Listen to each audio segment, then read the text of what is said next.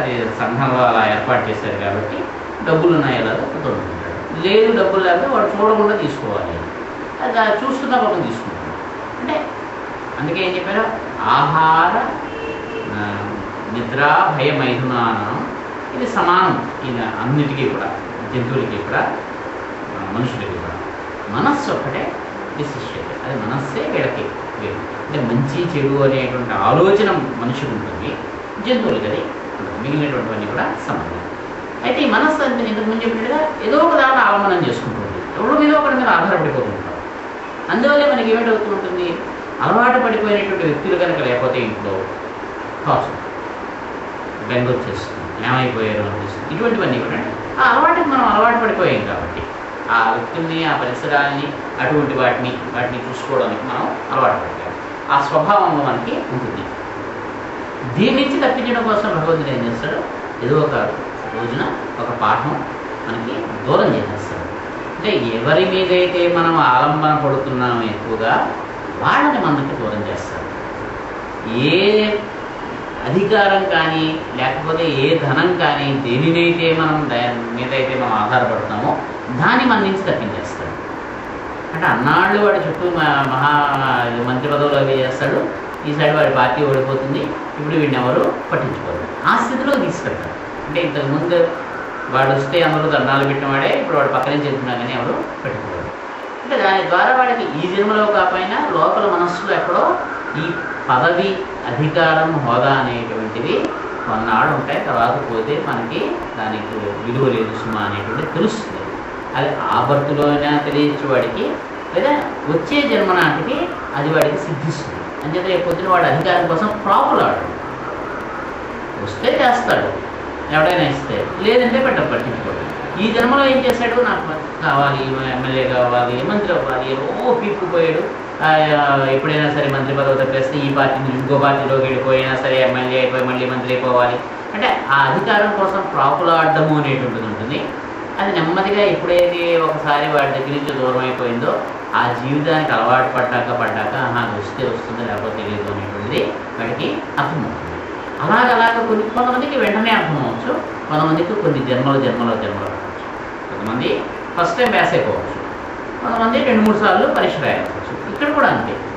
కానీ మొత్తం మీద మాత్రం అందరూ కూడా పాస్ అవ్వాల్సిందే, అందరికీ కూడా అలాగ రావాల్సిందే. కానీ భగవంతుడు ఏం చేస్తాడు, చిట్ట చివరికి స్వావలంబనము అనేటువంటి దాని దగ్గరికి తీసుకెళ్తాడు, తన మీద తను ఆధారపడతాడు. ఈ మొత్తం ప్రణాళిక అంతా కూడా మనకి భగవద్గీతలో కనిపిస్తుంది.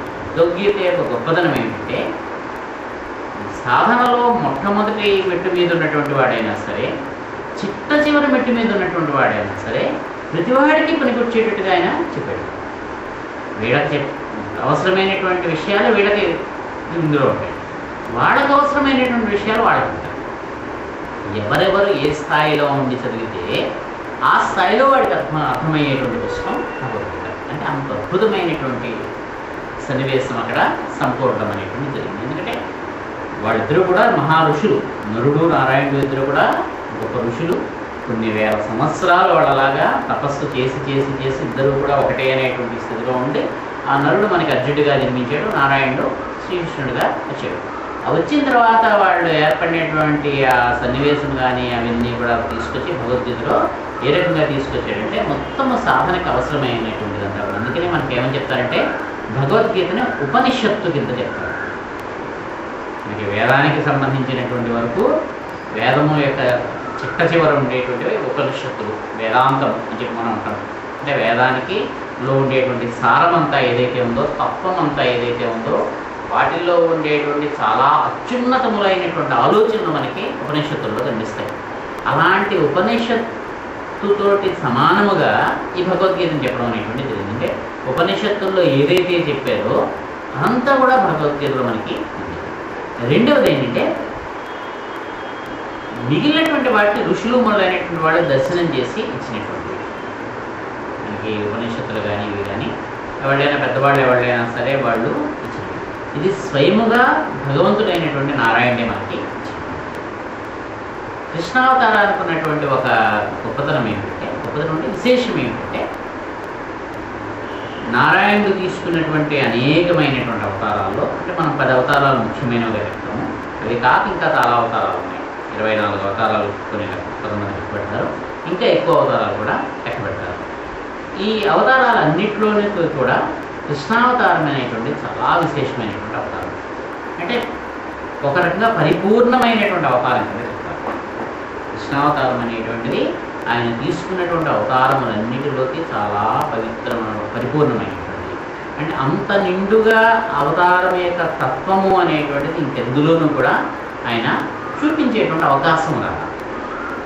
రాముడుగా ఉన్నప్పుడు ఆయన ముఖ్యమైనటువంటి కార్యం ఏమిటంటే ఆ కాలంలో ఉండేటువంటి రాక్షసులని సంహరించడము, అప్పుడు ఉండేటువంటి ఒక రకమైనటువంటి శాంతిని నెలకొల్పడం అనేటువంటిది. లేదా రావణ వధ అనేటువంటిది ముఖ్యమైనటువంటి ప్రయోజనముగా రాముడి యొక్క కర్మంతో కూడా కూడుకట్టుకుంది.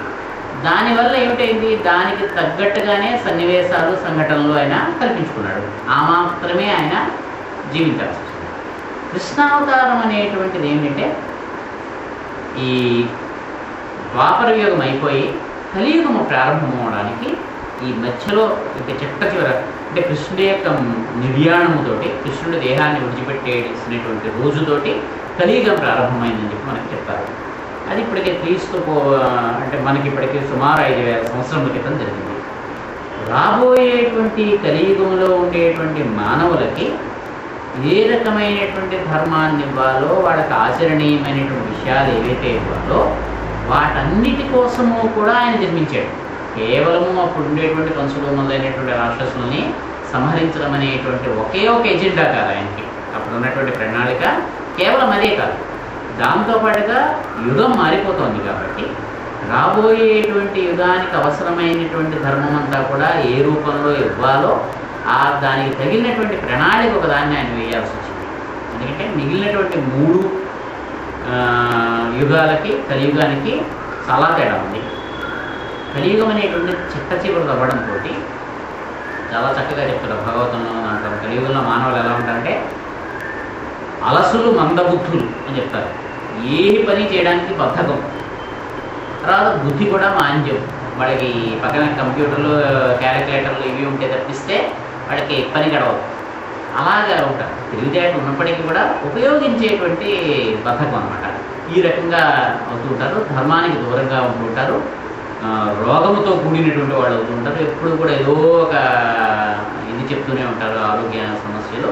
ఆ రకమైనటువంటి వాళ్ళు వస్తూ ఉంటారు. కాబట్టి వాళ్ళు ఇంతకు పూర్వంలాగా నియమనిష్టలతోటి కూడినటువంటి తపస్సులు కానీ ఇలాంటివి ఏవి చేయలేరు. కాబట్టి వీళ్ళందరికీ తగినటువంటి విధంగా ఏదైనా కనుక మనం చేయాలి అంటే ఆచరణ యోగ్యంగా ఉండేటువంటిది ఏమిటి అంటే కృష్ణుడి యొక్క ప్రణాళిక.